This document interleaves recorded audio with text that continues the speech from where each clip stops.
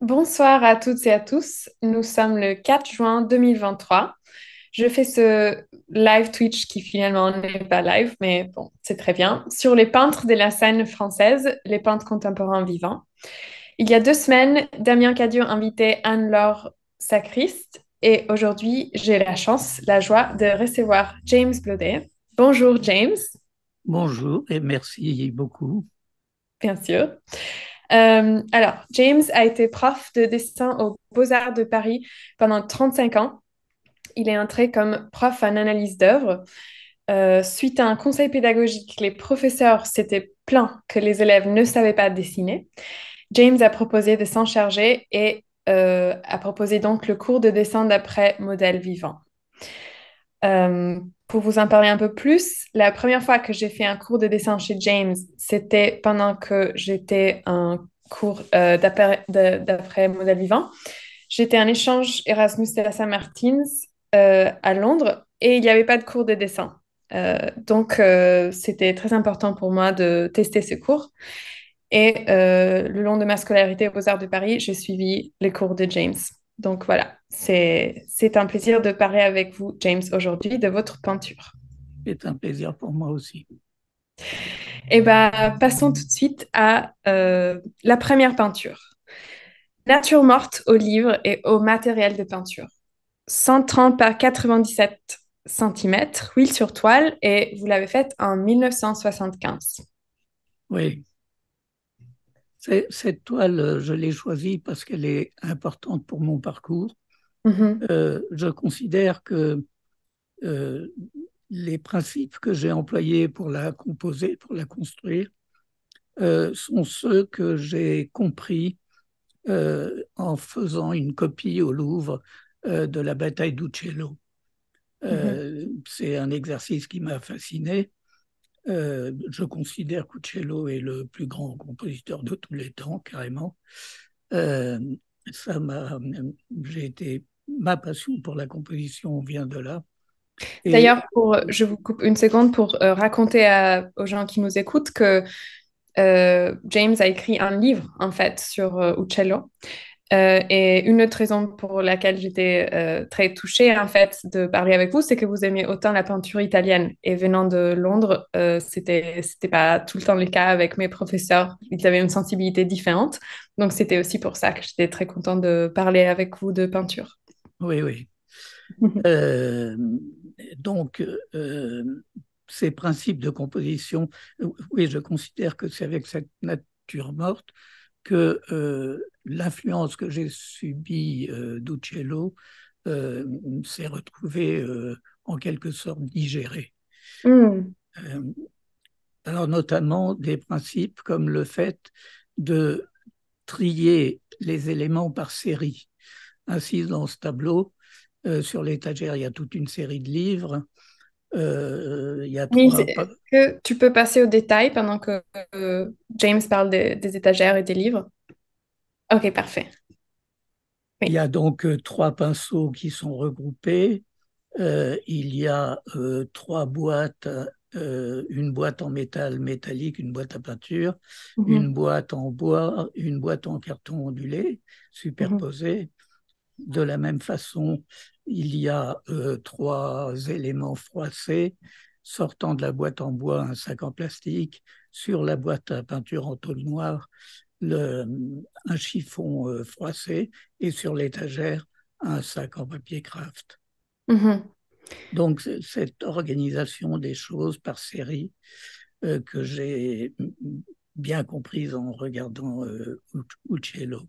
Mhm, mhm, mhm, Par ailleurs, un autre élément qui me semblait extrêmement important et qui me vient d'Uccello aussi, c'est de comprendre que sur les 180 degrés à peu près du champ visuel, seule une portion extrêmement aiguë est perçue avec acuité, d'où la nécessité quand on fait un tableau, parce que c'est exactement comme quand on lit un livre, seul le mot qu'on vise est net, les autres sont flous, il faut donc que le regard balaye la surface continuellement, et il se passe exactement la même chose avec un tableau, où l'œil doit circuler de détail en détail pour appréhender l'ensemble.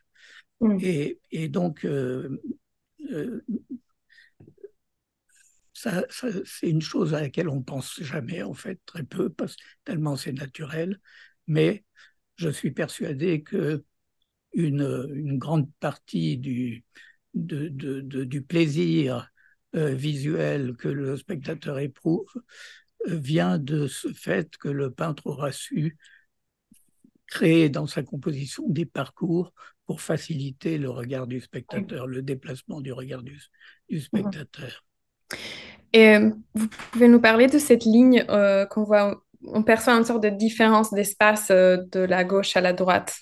Oui, Mhm. alors, euh, c'est venu du fait que je travaillais dans une pièce trop petite, je manquais de recul, et Mhm. donc j'ai constaté que pour voir l'entièreté de ma nature morte, quand je regardais en face, les bords du meuble étaient bien horizontaux, Mhm. mais je devais tourner la tête vers la gauche pour voir la gauche, Ouais. et le point de vue changeait, et même chose vers la droite.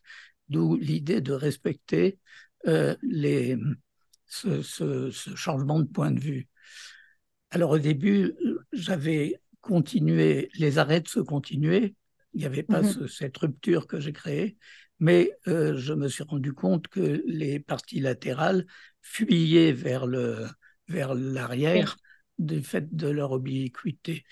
Et c'est là que j'ai imaginé de casser en trois parties pour décaler les parties latérales et donner l'impression, malgré tout, que ça restait sur le même plan que la Mm. partie centrale.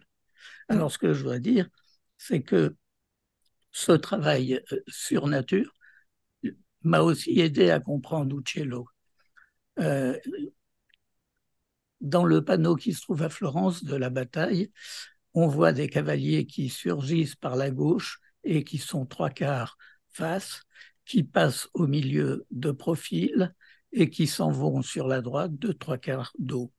Et c'est grâce à cette nature morte que j'ai compris cela après dans le panneau de Florence de la bataille. Mhm. Bien sûr. Oui, je comprends. Ça m'arrive aussi, enfin, de digérer en fait des peintures en peignant mes propres peintures. Je comprends en fait d'autres peintures que j'ai vues. Et Ouais. vous avez dit que l'atelier où vous avez peint ça était trop petit. Vous avez souvent changé d'atelier. C'était où cet atelier en 75? C'était la pièce chez moi où je pouvais travailler. J'ai jamais eu d'atelier. Mhm. Donc, je travaille dans une pièce et je manquais de recul, effectivement. Ouais, là, c'était une belle solution en fait pour faire tout rentrer. On Ouais, va devoir passer. je dois dire que si j'ai choisi de montrer ce tableau, s'il est important pour ma carrière, Exactement. c'est Ouais. aussi que c'est l'un des tableaux qui m'a permis d'aller à Rome, à la Villa Médicis, Ah, voilà. que j'ai montré dans le dossier pour le Mhm. concours de Rome. Mm. Oui. On va devoir passer, je crois, à la deuxième peinture parce que on m'a dit plusieurs fois qu'il faut que je fasse attention au temps et que c'est moi qui rythme l'émission. Donc, Mais là, j'ai été trop long. non, pas du tout. Non, c'était Bon, parfait. Et je suis parfait. très contente que vous avez parlé aussi de la Villa Médicis. Alors, donc on passe au deuxième tableau, Les enfants de Méduse. Hmm. 171 par 162 centimètres en 1095. Donc, ils se sont passés 10 ans. Oui, Mhm. euh, Et c'est un la, grisaille.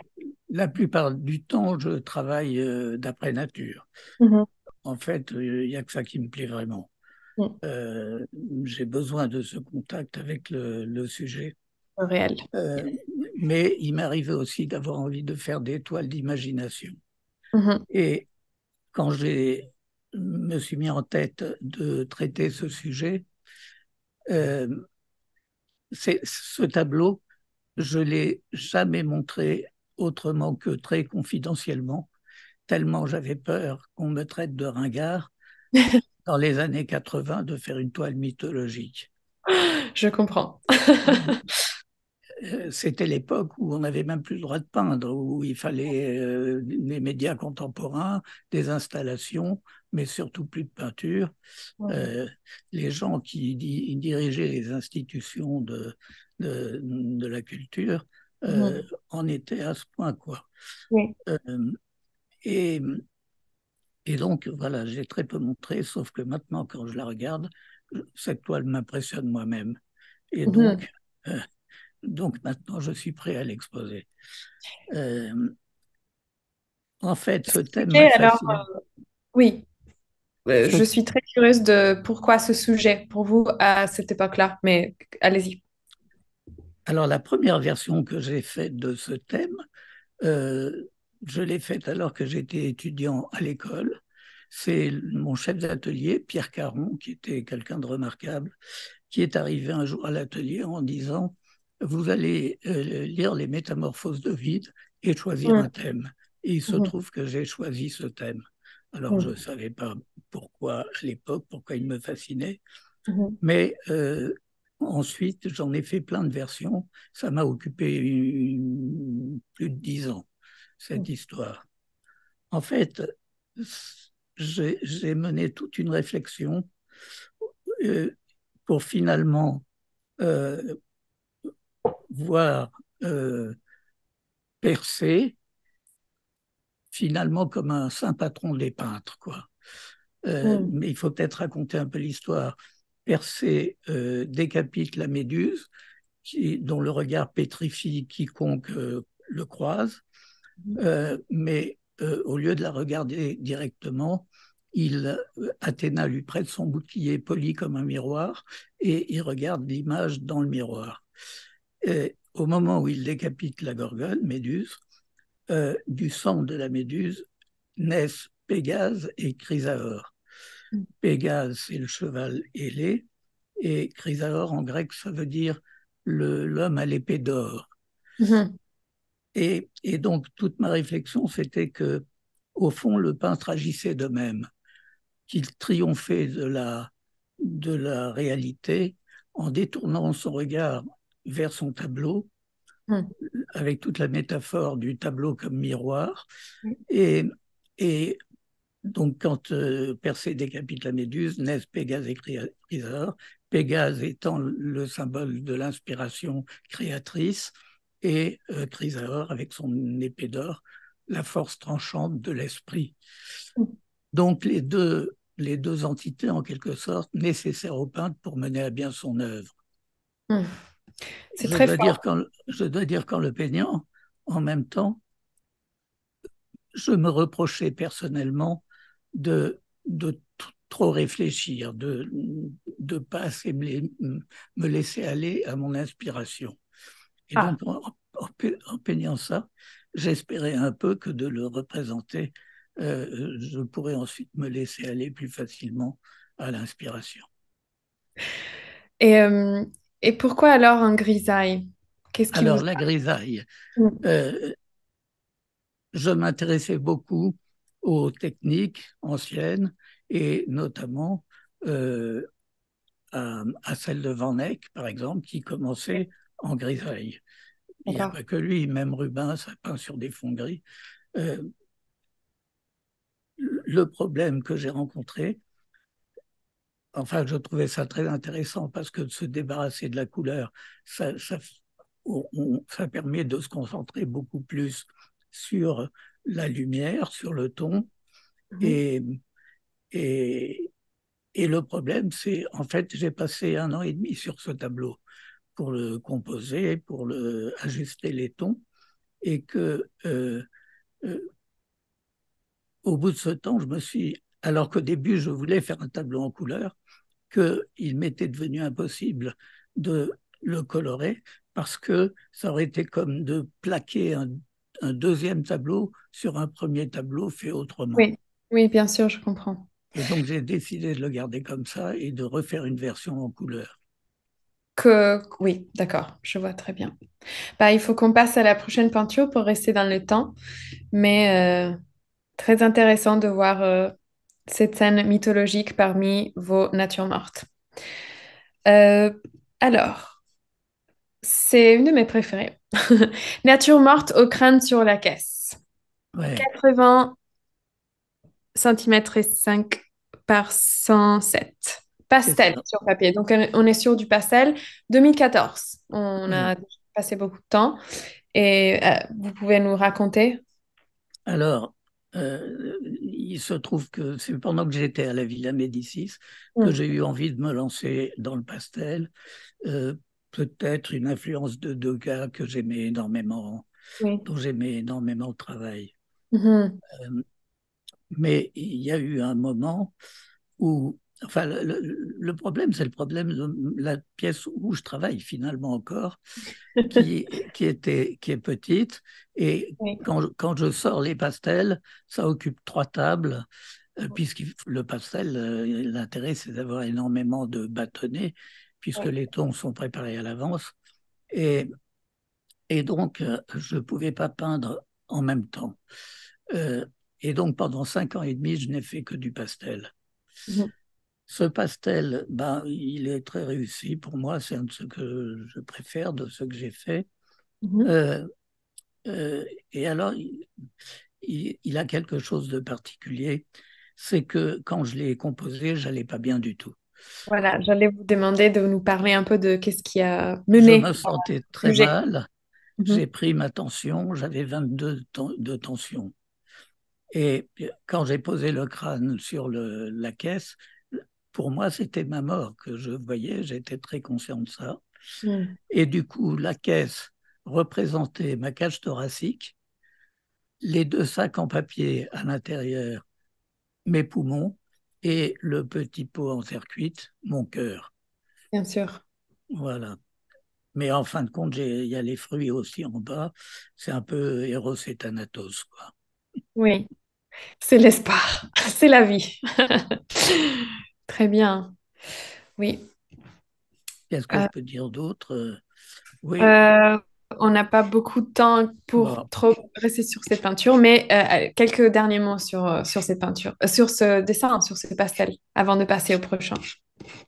bon, bah, au bout de 5 ans et demi, j'ai rangé mes pastels puis pour retourner à la peinture à l'huile et depuis, je n'ai pas retouché encore au pastel, mais ça Ah, c'est m'arrivera vrai. sans doute. Ouais, Oui. ouais, Et, oui. j'ai pas la place pour faire les deux en même temps dans l'atelier. Et vous pensez que c'est vraiment une question de place ou si vous avez la place pour faire les deux en même temps, vous arriverez à faire pastel et peinture en même temps? J'en sais rien. Je Oui, vais pas essayer. Mais c'est vrai que quand je travaille à quelque chose, je m'obnubile complètement sur cette chose. oui. Je Concentré. n'arrive pas à penser à 2 choses à la fois. D'ailleurs, pendant vos cours de dessin, vous disiez toujours que le génie, c'est celui qui arrive à rester concentré. Donc peut-être qu'il faut se concentrer sur un médium aussi. Ben, je crois que c'est une nécessité, la concentration, oui. Oui, Et si j'ai appris ça une en chose, demande c'était ça. beaucoup. Hmm. Alors, on va passer au prochain parce qu'on est à, oui, 18h40. Pommes et poires sur un drap blanc, 114 par 146, c'est un format standard. Huile sur toile, 2017. Donc, ils sont Oui. passés 3 ans depuis le pastel avec le crâne. Ça va mieux. Il y a des pommes, il y a des poires, il y a de la lumière. Euh, Si j'ai choisi de parler de cette peinture, Mhm. c'est qu'elle est assez emblématique de ma façon de travailler. Euh, Systématiquement, quand j'entreprends un tableau, je bouge les choses jusqu'à ce qu'elles soient à leur place. Oui. Euh, je ne saurais pas trouver ma composition de but en blanc d'un coup. Il faut que c'est d'ailleurs peut-être ce que j'aime le mieux quand je peins, c'est ce stade où que je trouve très vivant, très dynamique, où je n'arrête pas de chercher la place des choses en les bougeant. Mm. Ce tableau, je l'ai travaillé pendant 2 mois en centrant la table dans le rectangle du tableau. Ouais. Et au bout de 2 mois, tout à coup, j'ai eu l'idée de tout bouger vers la gauche. Mhm. Et malgré tout le travail que j'avais fourni pendant les 2 mois, j'ai pas hésité à tout bousculer pour une raison assez simple finalement, c'est que je suis persuadé maintenant que quand une idée me traverse la tête, il faut à tout prix l'essayer. Que si elle m'a traversé la tête, c'est sans doute qu'il y a quelque chose d'important derrière et que le seul moyen de s'apercevoir si c'est une bonne idée ou pas, c'est de tenter le coup. bien Et sûr. donc, c'est comme ça que la composition s'est retrouvée à gauche, avec ce vide à droite. Mm. Euh, Tout à coup, le tableau devenait beaucoup plus dynamique, beaucoup plus vivant que quand il était centré. Euh, Et et la nappe, enfin le drap, vous avez, enfin, juste pour faire mieux comprendre aussi aux gens qui écoutent, quand vous dites que vous bougez constamment les choses, vous dessinez beaucoup pour trouver la composition, mais aussi vous bougez physiquement la table et le drap peut-être et les fruits jusqu'à ce qu'il y ait quelque chose qui vous plaise. Absolument, oui. Et voilà. Oui, oui, même les plis du drap, Oui. j'ai cherché. Donc Ouais. là, dans votre atelier, on trouverait beaucoup de dessins en fait préparatoires, c'est ça, Pas avant de... forcément, pas forcément. D'accord. Je cherche beaucoup sur la toile elle-même. D'accord, oui, vous effacez. Vous dessinez Je sur fais, la toile et vous effacez sur la toile. oui, oui, oui. Avec crayon et gomme ou avec ou en dessinant avec Ou, autre même chose? en peignant, parce que des fois je pense que ça y est, que j'y suis arrivé, je me mets à peindre et finalement je m'aperçois qu'il faut encore bouger les choses. Oui. Euh, Hmm. Et vous effacez avec un torchon et de la térébenthine quand vous avez... oui, ou même avec le papier de verre, je gratte. D'accord. Ok. Ok. Et des fois je repeins par-dessus sans effacer. Ouh là là, je crois qu'il faut qu'on passe à la prochaine peinture pour ne pas couper trop de temps à la prochaine peinture, James. Je suis... Mais un dernier mot sur celle-ci et... Non, bah, j'ai choisi Non, celle-ci aussi parfait. parce qu'elle me plaisait beaucoup. Oui, Je oui. suis très content de ce tableau. Oui, j'aime beaucoup le regarder en tout cas. Et c'est vrai que de placer la table à gauche, c'est beaucoup plus inattendu que de la mettre complètement centrale. Quand même, je peux dire encore un dernier mot. Il se trouve que pour peindre ce tableau, j'ai fait exprès de ne pas me reculer. Je me suis mis devant la table, Hmm. à 1 mètre de la table, 50 cm de la Proche. table. Oui, voilà, exactement. D'où le côté vertical de la table. euh, et voilà. Et la longueur des pieds de la table raccourcie par le fait que je les voyais du dessus. Ça, ça va avec le casque, James. Poussez-le. Voilà, parfait. Mieux. Et bah, trop bien. Écoutez, il faut qu'on passe à la prochaine toile pour qu'on puisse lui donner le temps qu'il faut. Parce que bah, c'est la dernière. Oui, c'est la dernière, parfait. Mm. Et elle est importante, il me semble. J'ai eu la chance d'avoir un vrai dans votre atelier. Donc, portrait du peintre en joueur d'échecs, allégorie réelle. Ouais, 92 sur 73. On est en 2022, elle est très récente. Est-ce oui. que vous avez... C'est Oui, presque j'ai peint un ou deux petits tableaux après, mais c'est pratiquement le dernier tableau que j'ai fait. d'accord. Ah, on peut... Ah Euh, oui, on peut dépasser un peu plus, t'as raison, Niels. Merci. ouais. Alors pour moi, ce tableau, il m'a préoccupé pendant 15 ans, parce qu'il y a d'autres versions qui ont précédé, Hmm. euh, mais que je suis même devenu incapable de regarder, tellement je trouve la dernière version beaucoup mieux que les précédentes. Euh, Ah, donc vous avez dessiné cette composition, cette idée déjà plusieurs fois, et là ouais, vous ouais, l'avez... D'accord, ouais. ok. Mais j'ai plusieurs toiles que je montre pas parce que je les aime plus. Ok. Euh, Vous les avez euh, détruites ou vendues ou... non, non, je les ai toujours dans l'atelier. D'accord. Alors, qu'est-ce que c'est que cette composition? Hmm. Ce que tout ça, c'est parti du fait que chaque fois que je terminais un tableau, je me sentais en échec. Mhm. C'est pas difficile, hein. Comme moi, on a passé 35 ans au Louvre chaque semaine, et quand on travaille, on a un peu Rembrandt et Raphaël derrière son épaule qui surveillent un peu ce que vous faites. Hmm. Et, et c'est vrai que je me sentais en échec à chaque tableau, tout simplement parce que sans doute j'espérais faire mieux, quoi. Et la partie d'échec, c'est venu de là. Et donc sur le tableau, je suis en train de jouer contre la peinture, cette femme qui dans mon esprit symbolise la peinture, qui est en Mhm. train de me battre complètement aux échecs. Euh, Vous avez la tête comme ça. voilà, je me prends la tête, comme on dit aujourd'hui. Et, Oui. et la peinture, donc c'est pour ça qu'elle a du matériel de peinture autour de la tête Hmm. pour représenter la peinture. Mhm. Et euh, sous la table, moi encore, mais à 10 ans, quand je dessinais, sans me prendre la tête, sans me poser autant de questions. Hmm. Quant au tableau accroché au mur, il se trouve qu'il existe, ça appartient à un de mes amis, qui, le jour où il me l'a montré, j'étais en train de chercher des dessins pour cette composition, et le tableau m'a tellement plu que j'ai dit, bah, je le mets dans ma composition. Mais je pourrais dire maintenant que je pense que j'ai voulu signifier le fait que pour moi, il y en a ras-le-bol des concepts, du conceptuel et des abstractions, et qu'il serait temps de revenir à une peinture un peu plus naïve. Parce Voilà, que je cette crois. peinture que vous avez vue chez votre ami, c'était une peinture naïve, simple, donc C'est ce qu'on bizarre. appelle les primitifs. Il y a eu les Oui. primitifs américains, mais là, je pense que c'est plutôt un primitif sud-américain. Mhm. Ces peintres qui allaient de maison en maison pour proposer de faire le portrait des gens. Mhm. C'est toute une peinture que je trouve magnifique. Mhm. Euh, voilà. C'est c'est comme ça que je m'explique Cette ma peinture. composition, c'est l'inspiration qui m'a fait faire ça, quoi.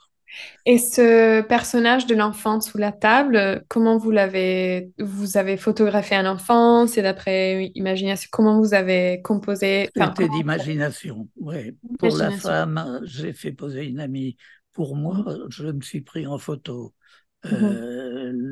Les pièces d'échecs, l'échiquier, j'ai fait d'après nature. La nature morte, j'ai installé d'après nature aussi. Et D'accord. l'enfant, j'ai fait d'imagination. Donc, c'est Et, un collage de différentes sources que vous avez, oui, et traduit comme beaucoup ça. de gens me l'ont reproché, l'enfant. Ils ne le trouvaient pas bien. Et donc, j'ai fini par prendre des photos d'un jeune enfant Mhm. dans la position. Et vous trouvez qu'il vous ressemble un peu quand vous étiez enfant? Non, non, non, Et vous n'avez pas des photos de vous enfant? non. Ok. C'est Ok. Et donc, enfant, vous aimiez beaucoup dessiner librement, c'est ça? Et ça serait vous en train de dessiner comme pas ça. complètement librement. Moi, je dois dire que j'ai commencé très tôt, effectivement, mais Mhm. à 8 ans, j'ai demandé à mes parents de m'inscrire à l'école des beaux-arts. Je suis né au Maroc, c'était au Maroc, il y avait des cours pour les enfants, je l'ai Mhm. appris et voilà, et j'ai passé 4 ans. À 10 ans, je savais que je voulais être peintre. Oui, Euh, et, oui, oui, j'étais aussi cet enfant sous la table en train de dessiner. Hmm. oui. C'est vrai que l'enfant a l'air de passer un très bon moment, un peu seul dans ses pensées. Et le James qu'on voit comme ça. Bon, mais c'est pas trop une tête d'échec, c'est plutôt une tête de concentration extrême. Peut-être que dans ce jeu-là, cette fois-ci, Bah, cette comme fois-là, pour ça la va. peinture, il faut être concentré quand on joue aux échecs. Oui, le moindre absence de concentration, et on est sûr de perdre. Euh, mais non, finalement, euh, ce qui se passe, c'est que même si ce qui a motivé cette composition, c'était mon sentiment d'être en échec, Mhm. en fait, avec ce tableau, je le trouve réussi pour une fois. Et, et j'en suis content. Et je pense que ce n'est pas un échec. Mais Eh donc, il y a ben, une évolution sans doute dans mon travail. Je crois que je suis réconcilié un peu avec mon travail. ah, ça fait plaisir d'entendre ça. Mm. Et ça nous mène au prochain sujet, qui serait l'expo que vous avez en ce moment en cours. Et vous me dites aussi que vous êtes plutôt content de cette exposition. Alors, je vais Oui. chercher les infos pour en parler. Oui, vous allez dire? Ça faisait 8 ans que je n'avais pas exposé et il se trouve que j'ai eu l'occasion de faire cette exposition et effectivement, je, j'aime bien mon expo. Donc, pour l'actu, James, en ce moment, a une exposition. C'est quoi les titres de votre exposition? Il n'y a pas de titre. Ah, il n'y a pas de titre. Je croyais qu'il me Non, manquait une non, information. non. Niels, je crois, est en train de faire dérouler une vidéo qui montre des parties de l'exposition. Très bien, très bien. C'est à Prodromus Oui, Gallery, la galerie s'appelle Prodromus, elle est située au 46 rue Saint-Sébastien, 46 rue Saint-Sébastien. dans le 11e arrondissement à C'est Paris, ça, et c'est ouais. jusqu'au 7 Jus- juillet. Le 7 juillet, oui. Jusqu'au 7 juillet, super. Comment vous avez choisi les pièces pour cette exposition?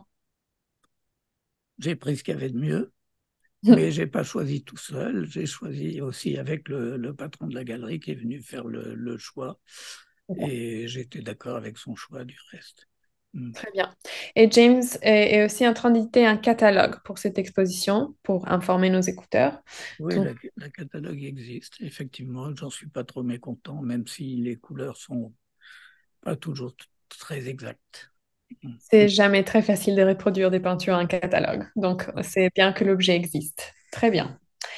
Et ben, des dernières choses à dire sur cette exposition ou on peut passer à la deuxième partie de, de l'émission? Non, on peut passer à la deuxième partie. Oui. Ok. Alors, donc, on vous a demandé de nous donner une peinture de l'histoire de l'art qui Mm. est importante pour vous. Je ne suis pas du tout surprise que vous avez choisi Paolo Cello et la bataille de San Romano. Donc, est-ce que vous pouvez nous en parler? Pour moi, c'est un choix impossible. Il y a énormément de peintures du passé que j'ai admirées, que j'ai étudiées. Mm. Mais celle-ci, donc, ça a été la copie que j'ai faite au Louvre pendant 1 an et demi devant le panneau qui se trouve au Louvre, le panneau de droite. Euh, et, et donc, ça m'a passionné tellement que je me suis intéressé à ça pendant 40 ans et j'ai fini par écrire mon livre qui a, qui a eu 3 éditions et à chaque nouvelle édition, je me suis repenché dessus et j'ai à nouveau compris des choses formidables euh, sur Uccello.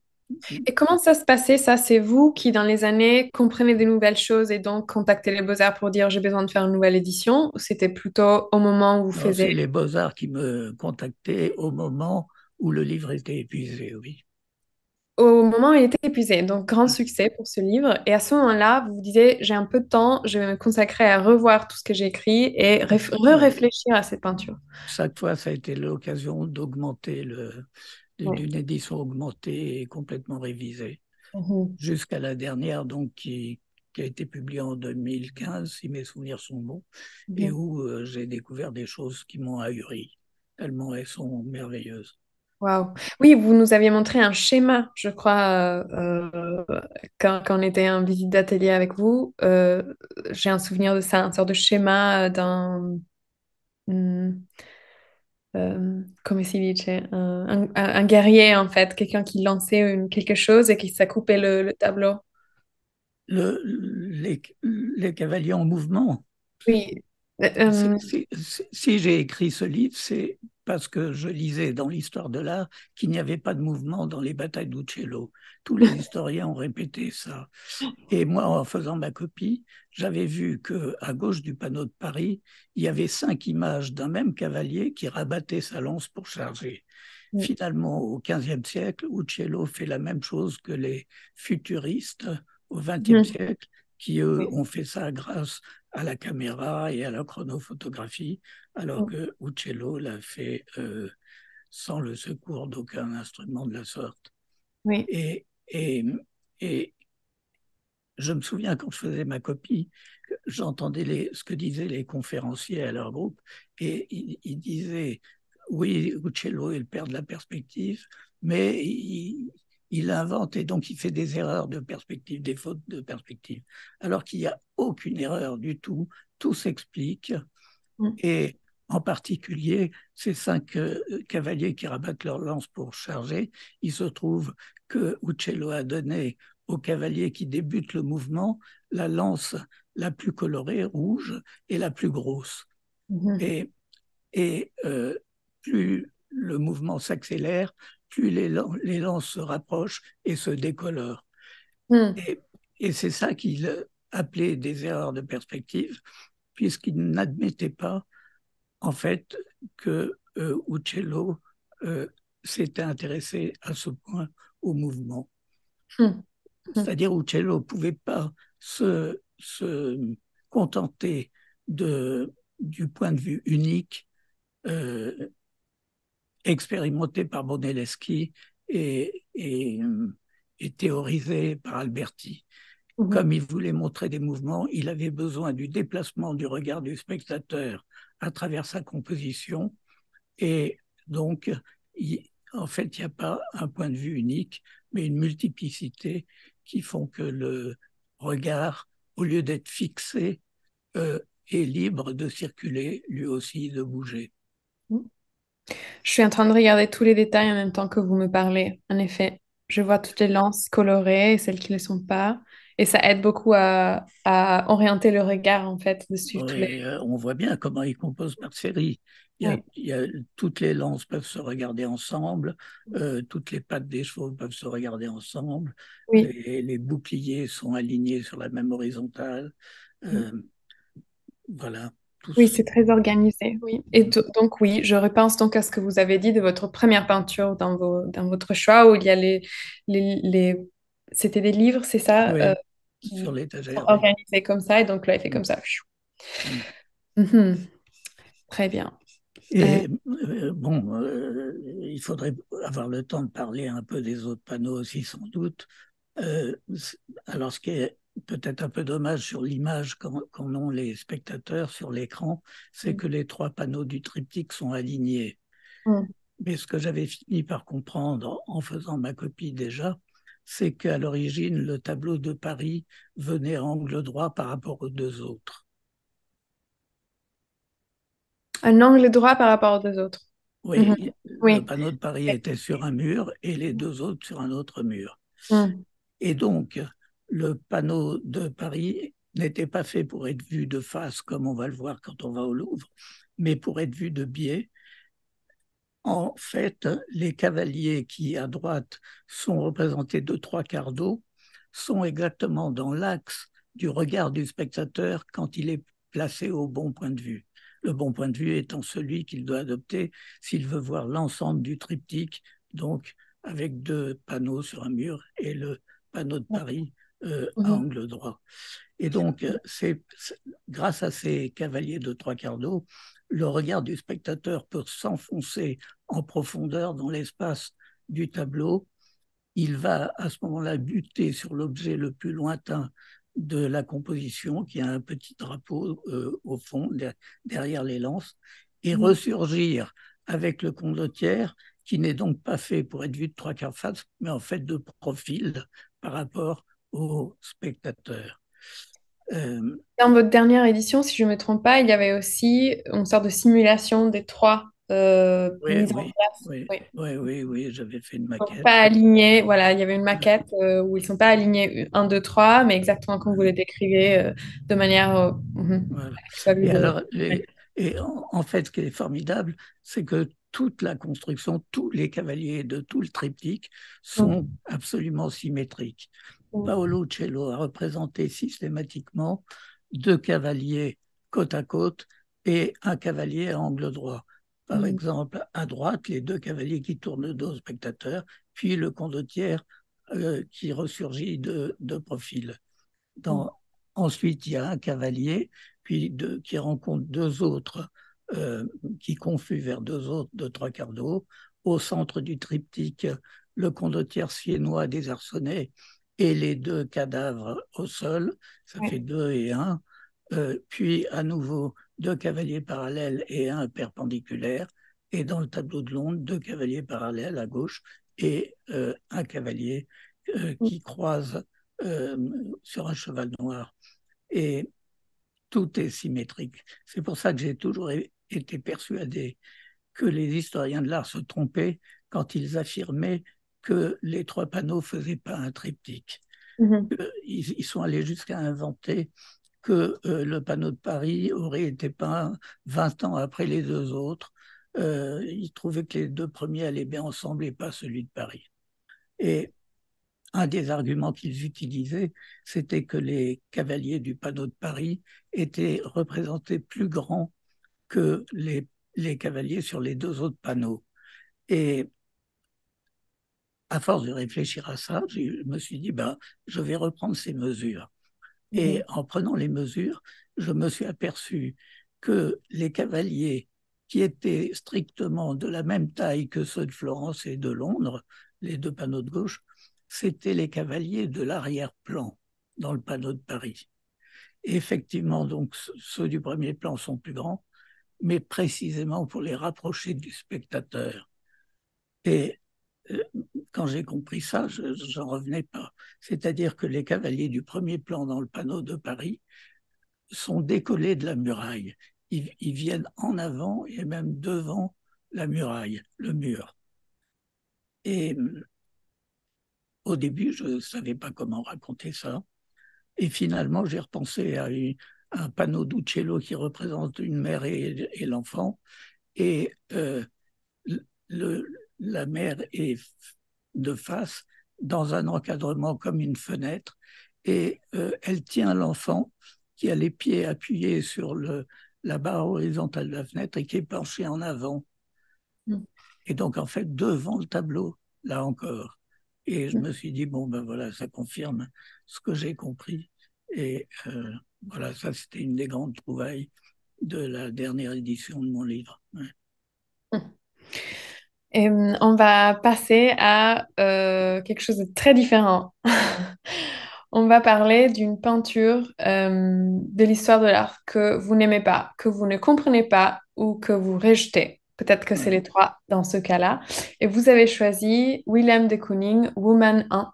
C'est une de ces 192 et 7 par 147 et 3 centimètres, huile sur toile, faite entre 1950 et 52. Et si j'ai bien compris, c'est la numéro 1 d'une série, en fait, qui est appelée Oui, Woman. ouais, ouais, il y en a plein. Mhm. Et dire que je l'aime pas, c'est un peu un euphémisme. En fait, je C'est déteste dilué.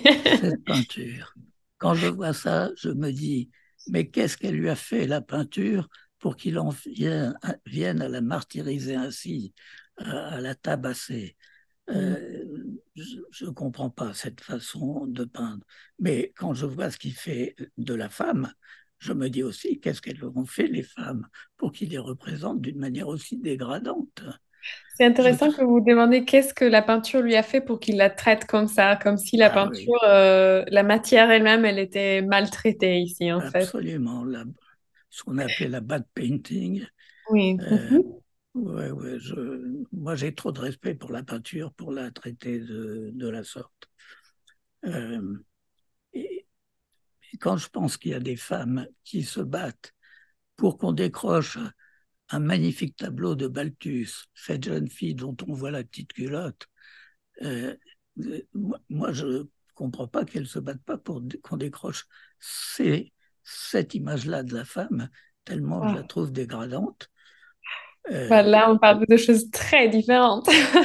alors, je comprends bien qu'il y a un aspect libidineux et un peu érotique dans le tableau de Balthus, Oui.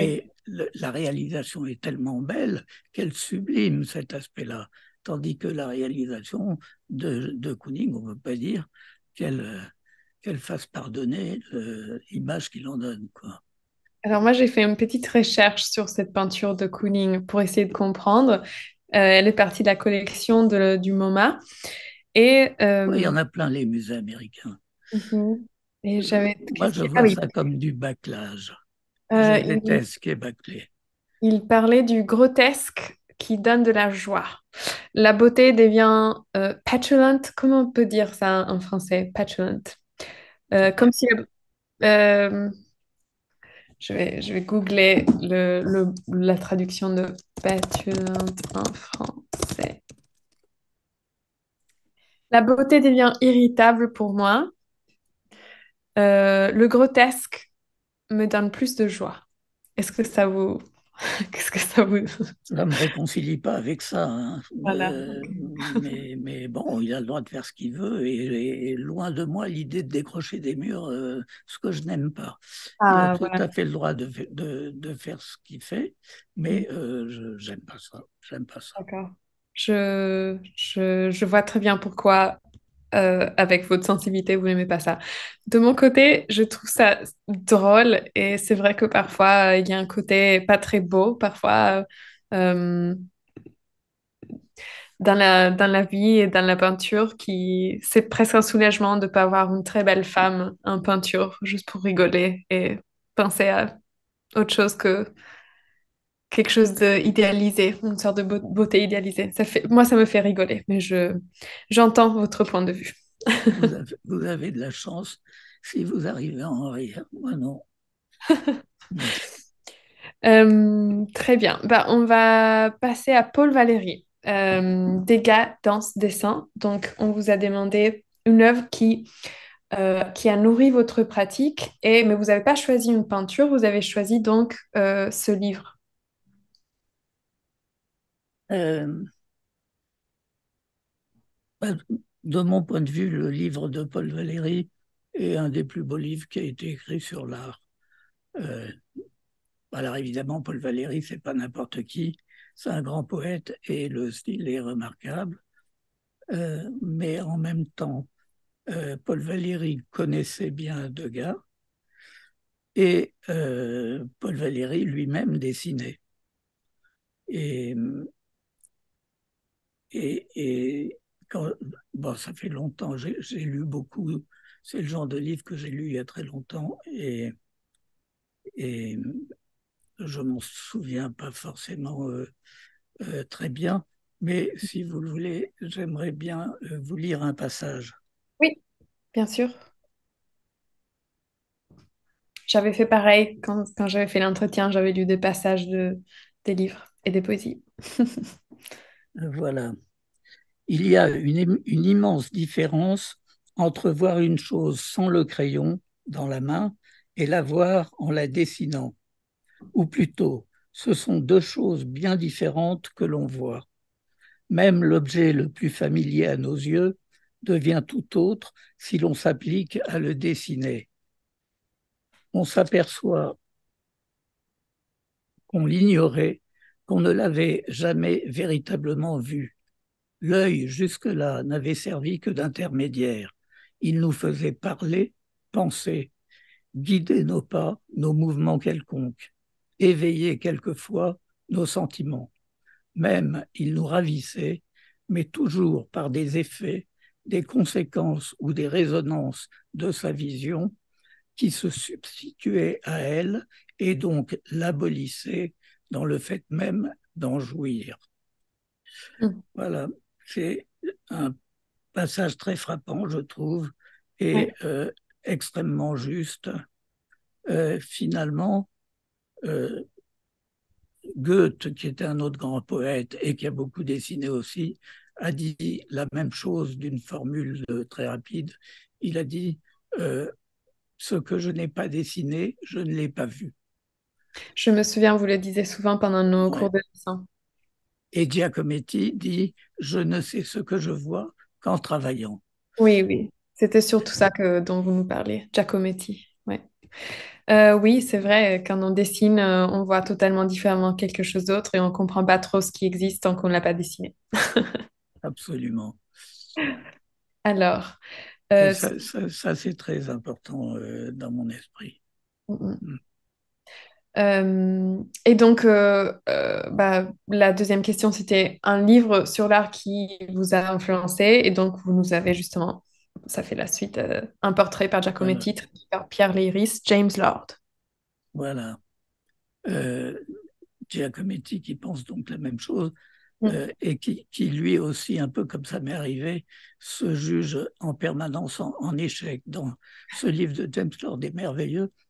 James Lord, c'est un GI qui est arrivé en France avec les Américains à la fin de la guerre et qui s'est établi à Paris et qui a fréquenté les plus grands peintres, Picasso, Raymond Messon, Giacometti, d'autres encore, et pour lesquels il a posé.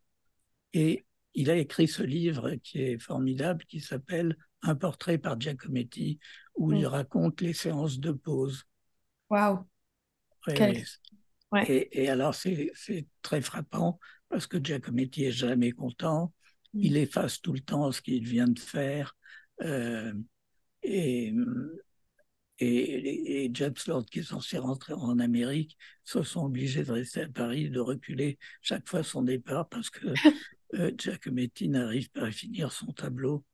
Euh, Ça va aider, si mon amie Madeleine est en train d'écouter, ça va aider parce que parfois ces modèles sont un peu un désespoir parce que c'est trop fort les histoires, mais elle les appelle souvent pour refaire des séances et des séances et des séances pour les peindre.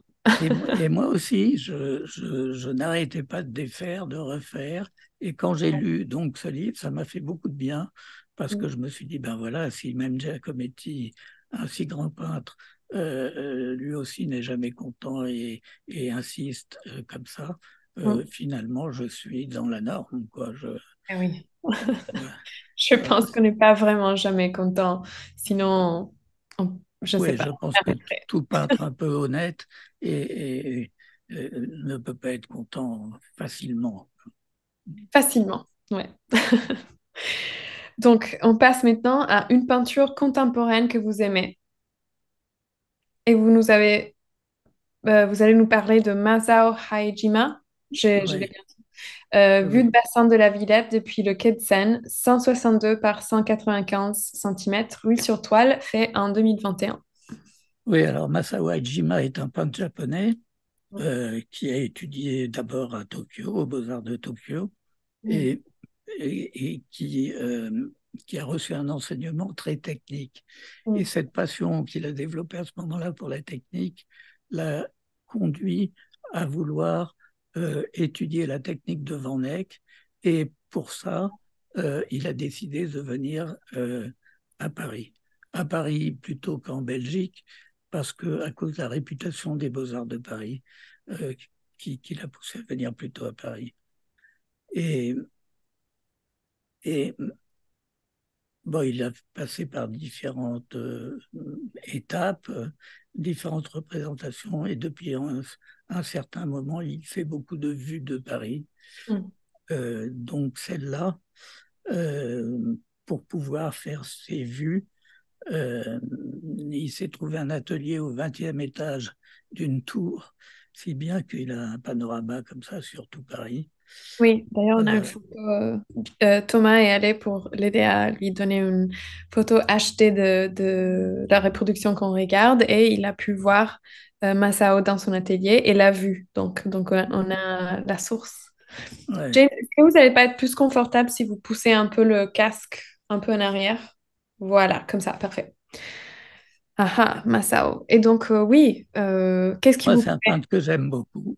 Hmm. D'abord, c'est quelqu'un de très savant, effectivement, qui a beaucoup étudié la technique des peintres et finalement qui a peut-être moins été influencé par la technique de Van Eyck. C'est Hmm. plutôt son amour pour Léonard de Vinci qui l'a poussé à pratiquer la peinture comme il le fait, Hmm. c'est-à-dire une peinture, le sfumato en Oui, particulier. j'allais dire, on voit plus du sfumato que quelque chose de la précision de Van Eyck, même s'il y Voilà. a beaucoup de précision ici. C'est une peinture faite à l'aide de toutes petites touches très fines et répétées, superposées. Je regarde les détails en même temps. Et la matière du ciel a l'air intéressante aussi. Oui. Hmm. Alors, ce qui l'intéresse avant tout, c'est la lumière. C'est la lumière, Hmm. d'où le côté un peu en grisaille. Hmm. Euh,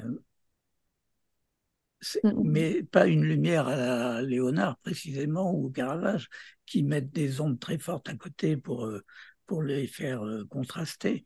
Hmm. Une lumière qui baigne tout l'ensemble de la vue du paysage. Hmm. Alors il y a une chose que je trouve merveilleuse dans ce tableau, c'est le reflet du ciel sur le Hmm. bassin de la Villette. Je Hmm. trouve ça particulièrement réussi. Oui, Ce, c'est vrai. cette eau qui devient le miroir du ciel. Hmm. Tout à fait. Voilà, Euh, il est beaucoup plus préoccupé donc par la lumière et par l'espace, par traduire cet immense espace qu'il a devant lui. Euh, et sans doute c'est ce qui l'a poussé à un peu à cette grisaille, c'est-à-dire à favoriser plutôt la recherche du ton plutôt qu'à la recherche de la teinte, par exemple. Oui, et de texture. Enfin, on sent l'eau, on sent les arbres, on sent que chaque texture de, Mm. enfin, les bâtiments ont leur propre surface, les arbres ont leur propre surface, l'eau a sa qualité d'être comme un peu un miroir, mais un peu trouble. Le ciel a cette, enfin, on sent vraiment que chaque élément parle sa propre langue. On va, Et malgré tout, une chose qui me rappelle le Japon, moi en tout cas les estampes japonaises, c'est oui. la passerelle au premier plan Hmm. qui traverse le bassin. Mm. En quoi ça vous rappelle le Japon? Parce qu'il y a beaucoup de Parce passerelles qu'il y a ou... des passerelles dans les Parce que estampes japonaises. je suis jamais allée, mais d'accord, Non, oui. moi je suis jamais allé au Japon, mais je Ah connais oui, bien les estampes. oui. Qui en effet représente beaucoup de passerelles avec de l'eau. Voilà. Je vois, je vois. Ok, donc on va passer maintenant à une peinture contemporaine française que vous aimez. Oui. Alors, j'aime particulièrement la peinture de Sécheret, Jean-Baptiste Sécheret, Mhm. qui désormais, c'est plus la peine de lui faire de la publicité. Euh, il Oui, est, mais vous... il est de plus en plus connu, reconnu. Je pense qu'il y a plein de jeunes peintres qui le regardent d'ailleurs. Mhm, Euh, et j'admire beaucoup ce peintre. mhm, J'admire non seulement la beauté de ce qu'il fait, je trouve que quand on regarde ces tableaux, c'est toujours plaisant, c'est toujours l'œil est content de voir ça. oui. Et contrairement à De Kooning, Parfois on cherche, mais on cherche à être dérangé parfois. Enfin, ça dépend. l'œil est satisfait. Oui, je suis d'accord là. Surtout les arbres, la matière des arbres au loin, à Euh, gauche. et, Euh, mm, et non seulement je l'admire pour la beauté de ce qu'il fait, mais je l'admire aussi pour sa facilité. Il a mm, une production énorme. mm, Il y a, il y a un gros livre qui est paru sur lui récemment, mm, au Cahier dessiné, Jean-Baptiste Sécheret, donc, qui est magnifique. Il vient tout juste de paraître un catalogue raisonné de ses monotypes. Il fait aussi beaucoup de gravures, beaucoup de lithographies. mhm, Euh, voilà, je crois que de tous les peintres que je connais, c'est un pour lequel j'ai le plus d'estime. mm. C'est intéressant que vous avez choisi deux paysages et par contre, enfin, c'est de l'observation d'après modèle quelque part parce que c'est un Oui, effet d'observation d'un paysage, mais vous nous avez pas vraiment présenté des paysages dans votre œuvre. moi j'en ai fait très peu, effectivement. Mm. Euh, J'en ai fait quelques-uns, mais pas beaucoup. Mais bon, là, vous voyez un tableau de Sécheret, mais Sécheret a fait pas mal de portraits aussi. Il n'y a Oui, pas que il y a pas que les paysages. Massao aussi a oui, fait des portraits, a fait des natures mortes. oui. Euh, Bien sûr, là, on voit qu'une seule œuvre, mais euh, les œuvres sont multiples. Mm, mm, mm. Mm. Eh ben, on a fini avec cette section-là. Normalement, on aurait un temps où un public pose des questions, mais on a eu des problèmes techniques. Donc, moi, j'ai pensé à quelques questions, si vous êtes d'accord. Et puis, je crois que Thomas est dans le coin quelque part. S'il a une question, il va m'envoyer des messages. Euh, OK. Donc, moi, je voulais vous demander juste de parler un peu aux gens qui écoutent de comment vous êtes arrivé aux Beaux-Arts et comment vous avez installé ces deux cours qui sont devenus mythiques parce que finalement, ils ont existé aux Beaux-Arts de Paris pendant 35 ans. Et voilà, si vous pouvez commencer par nous parler un peu de ça. Est-ce que ça vous manque aussi d'être prof? L'enseignement, non, pas du tout. Ok. Je dois Le temps dire que était fini. le- 35 ans, c'était beaucoup d'énergie. c'est vrai, pas tout à fait vrai, parce qu'il y a encore pas mal d'élèves qui continuent de me rendre visite, Oui. qui m'envoient des photos de ce qu'ils font, qui me demandent des conseils. Oui. Bon, mais je dois dire qu'effectivement, j'ai été soulagé de ne plus avoir à donner de cours. Les cours, malheureusement, pour le travail personnel, évidemment, ça pompait beaucoup d'énergie, et la même énergie que celle qu'il m'aurait fallu pour peindre. Mm. Euh, Donc j'étais content de ne plus avoir de cours et de pouvoir me consacrer à la peinture tous les jours, donner des cours comme ça 2 ou 3 fois par semaine comme je faisais un travail personnel haché. Et ce Mm. côté haché, c'était pas très bien. Bien sûr. Mais bon, j'ai été ravi d'enseigner, j'ai beaucoup aimé ça. Et Mm. donc, je suis content de ce qui s'est passé, Mm. mais je suis aussi content de pouvoir maintenant consacrer tout mon temps à la peinture. Oui. Alors, comment je suis venu à la peinture? De- à Mhm. 8 ans, Oui. j'ai demandé à mes parents de m'inscrire aux Beaux-Arts. C'était à Rabat, je suis né là-bas, et j'ai appris à l'école qu'il y avait un cours pour les enfants. Le jour où on n'avait pas de classe, j'ai demandé à mes parents de m'y inscrire, et Mhm. j'ai passé 4 ans merveilleux à, à travailler d'après toutes sortes de motifs, des moulages aussi bien que des fleurs, des oiseaux dans des volières. C'était formidable. Et donc, en fait, à 10 ans, je savais que je voulais être peintre. Malheureusement, il y a eu une rupture qui s'est produite quand la famille a quitté le Maroc pour venir en France. J'avais 12 ans et ça a été une période très dure pour moi. Et peu à peu, euh, je continue de peindre de temps en temps, mais pour moi. Et évidemment, l'adolescence a amené d'autres centres d'intérêt. Euh, mais finalement, j'ai véritablement repris en arrivant à 20 ans à Paris pour faire les beaux-arts.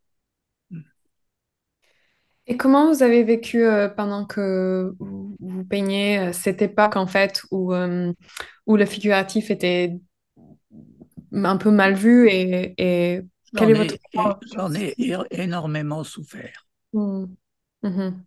J'entendais des conservateurs de Beaubourg, des gens importants, des gens intelligents, dire qu'il fallait plus peindre. Et alors je me disais, mais alors c'est moi qui suis idiot, moi j'ai Mm. envie de peindre, Mm. je comprends pas. Et ça m'a Mm. posé énormément de problèmes. Mais déjà, quand je suis arrivé aux Beaux-Arts en 70 à Paris, euh, je voulais faire de la peinture figurative, mais il y avait un atelier, l'atelier de Caron et de Pierrefort, où on travaillait d'après nature, mais on était mal vu parce qu'on travaillait d'après nature. Mm. C'était après 68, on Mm. était traité de bourgeois par le reste de l'école, euh, d'autant plus que Pierrefort et Pierre Caron nous poussaient à aller au Louvre faire des copies, et ça aussi, c'était pas moderne. C'était vu Et comme un... Oui, bien sûr, c'était un sorte de classicisme démodé qui n'avait pas... ouais. Je vois. Mhm. Ok. Hmm. Et alors après, donc il y a eu cette période où on n'avait même plus le droit de peindre, où il fallait faire des installations ou de la vidéo. Et bien sûr, c'est les, J'ai les, des questions les, qui les arrivent. médias modernes ont agi en fascistes, quoi, se sont imposés en voulant balayer le reste. Hmm, Alors oui. qu'il y Il avait n'y avait plein de pas une gens, coexistence, il y avait plutôt un truc de pouvoir l'un sur l'autre. Hmm. absolument. Mm.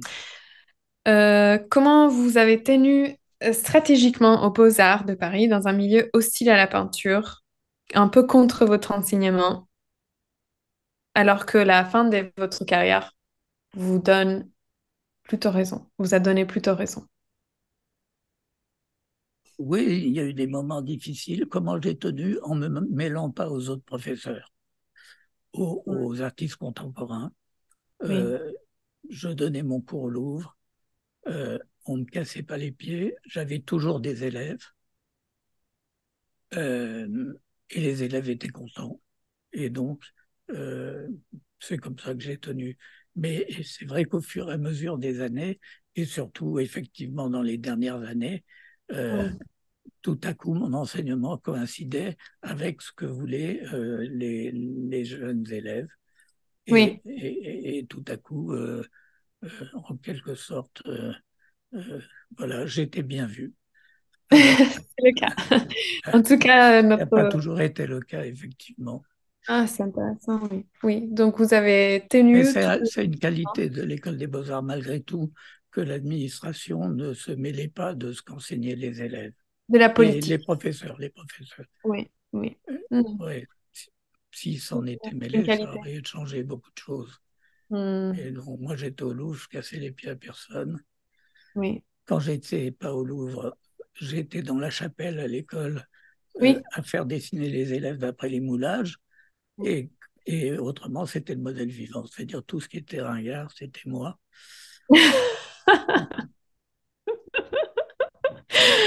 Mais par exemple, je vais raconter une histoire, c'est que quand Boltanski a été élu aux Beaux-Arts, je l'ai entendu interviewer sur France Culture et on lui a dit, mais vous qui avez la carrière que vous avez, pourquoi vous voulez aller enseigner aux Beaux-Arts? Il a répondu, je vais aux Beaux-Arts pour chasser le modèle vivant. C'était moi, le modèle vivant. Autant vous dire qu'en fait, j'ai jamais salué Boltanski quand je l'ai croisé dans les couloirs de l'école. Vous regardez de l'autre côté ou vous vous regardez un peu mal? Non, même pas mal. Pas mal. C'est bien, c'est très zen. C'est très zen. C'est bien. Bah, super. Est-ce que vous avez une dernière chose, un dernier mot à dire? Parce que là, le temps est fini et on est juste dans les minutes Peut-être extra. je peux rendre un petit hommage à Yves Oui. Michaud, qui a été Ah, directeur de l'école, celui justement qui a instauré le cours obligatoire oui. de dessin pour les premières années. Et c'est le seul euh, directeur de l'école dont j'ai un petit mot qui me remercie pour mon travail. Mm. Voilà, mais en général, je me suis bien gardé de fréquenter l'administration. Eh ben, je pense que tous vos élèves vous remercient, et, y compris moi. Et voilà. Vous allez sûrement voir beaucoup de jeunes peintres qui font de la figuration aujourd'hui et qui ont suivi vos cours. Donc, merci James pour tout ce que vous avez donné et Merci. merci pour cet entretien. Merci beaucoup à vous. Et bravo, vous avez su faire en sorte que l'entretien se déroule parfaitement. Merci, Julien. Et vous avez traité nous le coup aussi. C'est chouette. Bah, bonne soirée Merci et à vous à aussi. bientôt. Au revoir.